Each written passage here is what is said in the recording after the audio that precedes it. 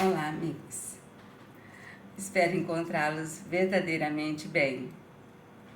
Para mais uma reflexão.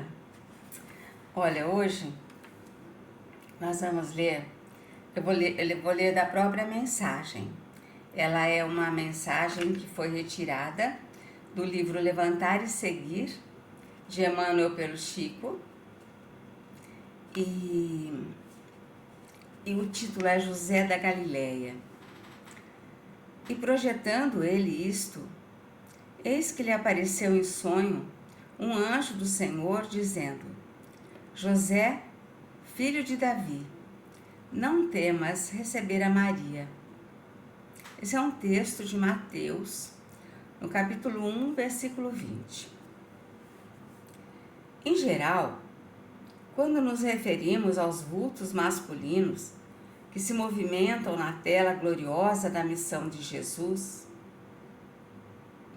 atentemos para a precariedade dos seus companheiros, fixando quase sempre somente os derradeiros quadros de sua passagem no mundo.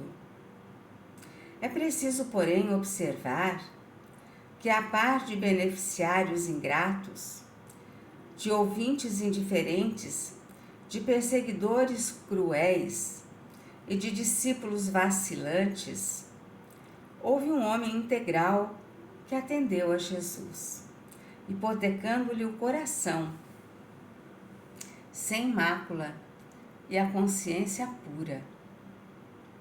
José da Galileia foi um homem tão profundamente espiritual que seu vulto sublime escapa às análises limitadas de quem não pode prescindir do material humano para um serviço de definições. Já pensaste no cristianismo sem ele? É para se pensar. Quando se fala excessivamente em falência das criaturas, recordemos que houve tempo em que Maria e o Cristo foram confiados pelas forças divinas a um homem. Entretanto, embora honrado pela solicitação de um anjo, nunca se vangloriou de dádiva tão alta. Não obstante, contemplar a sedução que Jesus exercia sobre os doutores, nunca abandonou a sua carpintaria. O mundo não tem outras notícias de suas atividades, senão aquelas de atender às ordenações humanas, cumprindo um édito de César, e as que nolo mostram no templo e no lar, entre a adoração e o trabalho. Sem qualquer situação de evidência, deu a Jesus tudo quanto podia dar. A ele deve o cristianismo a porta da primeira hora, mas José passou no mundo dentro do divino silêncio de Deus. José da Galileia, ele é um espírito de tão grande envergadura moral. Nós podemos imaginar o peso do compromisso que ele assumiu? Nós podemos imaginar? Em sonho, ele recebe uma orientação de um anjo, dizendo para ele aceitar Maria. E nesse pacote viria a responsabilidade de prover, de educar o Cristo, governador planetário. Olha o grau de seriedade desse espírito, olha o grau de responsabilidade que ele assumiu. E ele passou a sua vida toda cuidando da carpintaria, porque ele era o provedor da família. Ele tinha que pôr o alimento na mesa. Ele tinha que manter a roupa. Ele tinha que cuidar, ele tinha que prover. Era a responsabilidade dele. E ele educou Jesus como pôde. Ele, junto daquela alma elevadíssima, que é Maria, ele fez o que pôde. Ele deu o melhor que pôde. Ele se manteve no silêncio, no trabalho humilde, nunca saiu de lá. Ele nunca se sentiu envaidecido quando Jesus, ainda garoto, já pregava para os doutores da lei no templo. Ele exercia um poder sobre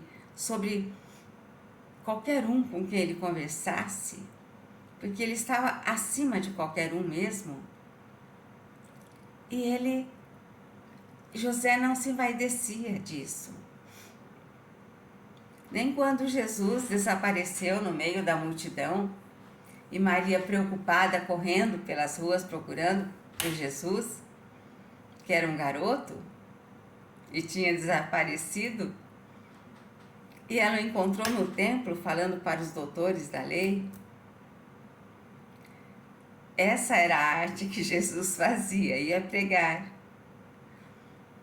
Em nenhum momento ele se envaidece daquilo. Ele foi um pai honrado, ele foi um pai valoroso. Ele deu tudo que pôde para Jesus. Mas vamos imaginar, porque tudo que esteve envolvendo Jesus foi escolhido a dedo. Seus discípulos, ele escolheu a todos.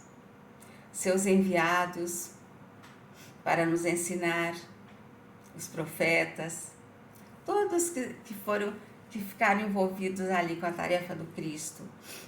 Todos ele escolheu a dedo.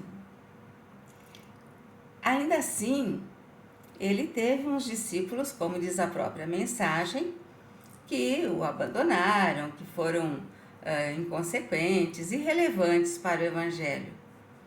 Foram entusiasmados no começo, mas depois foram deixando, né, sua missão aí junto a Jesus.